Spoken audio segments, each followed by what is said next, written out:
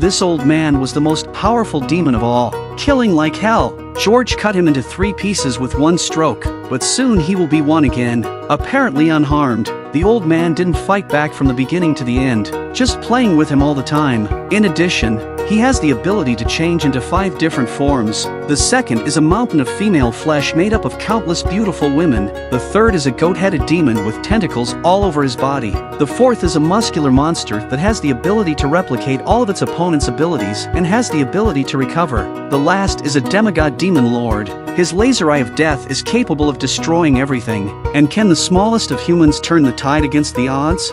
Kato was murdered on his way home. When he wakes up, he finds himself in a room, and he has been reborn. The beautiful women in front of him, Reika and Suzuki, tell him, everyone in this room has died once. They must complete the mission given by the Black Ball in order to stay alive. With a burst of music, the Black Ball also gave this mission, to kill a demon lord called Nararahayan. If the mission is not completed within the time limit, everyone would die, so everyone was transported by the Black Sphere to the other side. By now, the place was rampant. As the crowd looked on in horror, a faceless demoness rushed towards them. Suzuki was so scared that she fired, but because it was out of range, it had no effect. Nishi stepped forward and fired a single shot. The demoness was killed with a blow to the head.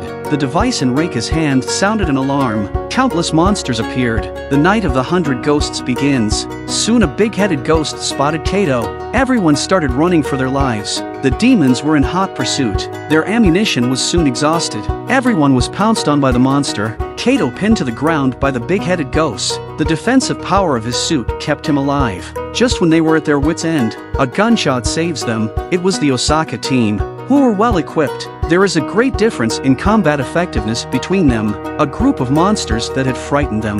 They were no match for the Osaka team. They were quickly slaughtered. Just then a scythe snake came out of nowhere. With a single blow, it cut the members of the Osaka team in half. Looking at the approaching snake demon, the Osaka team members were calm. George raised his energy gun and aimed at it. The snake was instantly obliterated. The number of demons was dwindling. The crowd cheered. Suzuki also explained to Kato, if you get 100 points, the Black Ball will give you 3 options. One is to get a stronger weapon. The second was to revive a dead companion. The last is to erase the memory and return to the real world. Just when they thought they were going to win this time, they didn't notice. A man in the sky was watching all this. This man is Nararahayan, the target of the mission given by the Black Sphere. At that moment Kato saw an old man. He was about to be killed by a monster. Kato resolutely blocked the old man in front of the mad shooting. Kato almost gets his own head cut off. He sticks a stick right in the monster's eye. He then picked up a weapon from the side, jumping up in the air and finally hitting it in the vitals. With a flash of red light, the monster's head was split open. Kato's act of heroism attracted Enzu from the Osaka team. Through her, he also learned about the Osaka team. This bald man was called George. He is the main player of the Osaka team and has scored 100 points 3 times. The taller one is Nobuo. He has scored 100 points 4 times. And then there's the legendary Okahachiro. He has 7 100s. Suddenly there was a violent shaking of the ground. The Minotaur came out from under the water and hissed. No one would have been a match for him. At that moment, a giant mech warrior came from across the street. Soon they were fighting each other. What happened before them was beyond their imagination. Just then Nararahayan's guardian Tengu descended from the sky. The human machine guns were useless to him. He slaughtered them all in an instant. Kato hit him with his energy gun, but the Tengu soon broke free. George and Nobuo of the Osaka team arrived on the occasion of survival. He took a straight shot. Tengu fell to the ground with a crash, but strangely enough, he was only wounded and not dead. This is something that has never happened before. Nobuo went on a shooting spree. Tengu withstood the gravity gun's damage. Then it grabbed Nobuo in his hands and slammed him to the ground. In the nick of time, he finally shot Tengu in the head, but he also died at the hands of the Tengu dog. To the astonishment of all eyes, Nararahayan, the king of demons, made his grand entrance. George used all his strength, but to no avail. Crowd swordplay is of no use. At this sight, he summoned his battle armor's frenzy mode. He goes up and strangles Nararahayan, but in the next moment, Nararahayan turns into a female hell, swallowing George in his belly.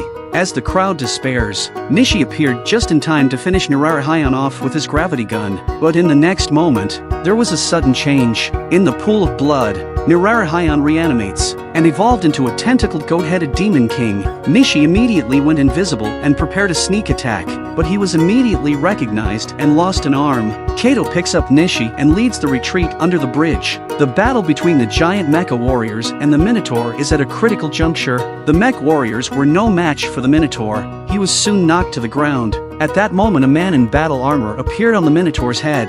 This man was the legendary Okahachiro. He began to attack wildly, and soon the Minotaur was dead. The final showdown begins. On one side is Okahachiro, a human weapon that has scored 100.7 times. On the other side is the ultimate demon, Nirarahayan. Who will win and who will lose between them? The goat-headed demon lord's blasts have no effect on him. Okahachiro unleashes his most powerful blow yet. Numerous air cannons of energy were fired from between his hands. All of them hit the golem's body. When Kato's group thought the battle was over, Okahachiro told them that the main event was next. By now the golem had once again evolved into a muscle monster. His body was full of explosive power. Okahachiro instantly charged forward and attacked wildly. The muscle monster was cut off at the waist, but the next moment he was back together again. He was able to recover from the damage done to his body instantly. A few punches knocked his helmet off. Soon Okahachiro won't be able to fight back. In the nick of time, the mech emits a massive cloud of smoke. Just as the muscle monster knocked him down, a sharp blade pierced his own chest and told Kato's group only a surprise attack would be effective against Nirarahayan. Then he left the scene, and when Kato went over to him, the situation changed again. An orb flew out of the muscular monster's body. At the last moment, Suzuki blocked the attack with his own body. He saved Kato's life. When he turned his head, he saw that Nirarahayan had now completed his final evolution. He became the invincible demigod Skeleton King, determined to avenge Suzuki's death. Kato had forgotten about life and death, summoned battle armor in berserk mode, but his full force was to no avail. Kato's armor was destroyed by a single blow from the Skeleton King. He ignored everyone in front of him. He soared into the air. Kato remembered Okahachiro's advice. Only a surprise attack can be effective. He decided to stay behind as bait. He left Reika and Anzu to hide and snipe at a distance. The next moment the Skeleton King appeared behind Kato. By now he had Okahachiro's head in his hands. As he prepares to strike at Kato, a sniper shot shatters his arm.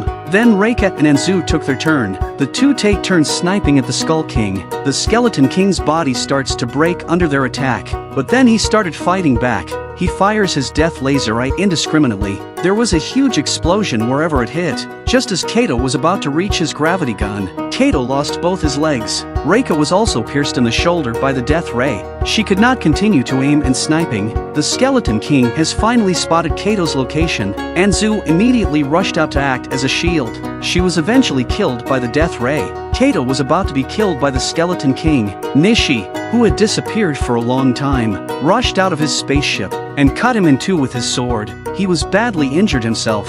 At this moment Kato has finally got his gravity gun. He raises the gravity gun and pulls the trigger. In the end, the Skeleton King was too badly wounded. He could no longer withstand the damage of the gravity gun and was knocked down. Afterwards, Kato's frenzied attack turned him into powder. There was no more chance of a resurrection. After the dust had settled, Kato crawled to Anzu's side. He took her hands in his and passed out. The mission was over and everyone was transported back to the original room. Their wounds were restored to their original state. For killing the Demon King, Kato scored 100 points, but he didn't choose to erase his memory and return to the real world. Instead, he chose to revive Anzu, who had died for him. The film is called Gantz. Oh, I wish everyone who liked the movie had a girlfriend like Reika and Anzu. See you in the next episode.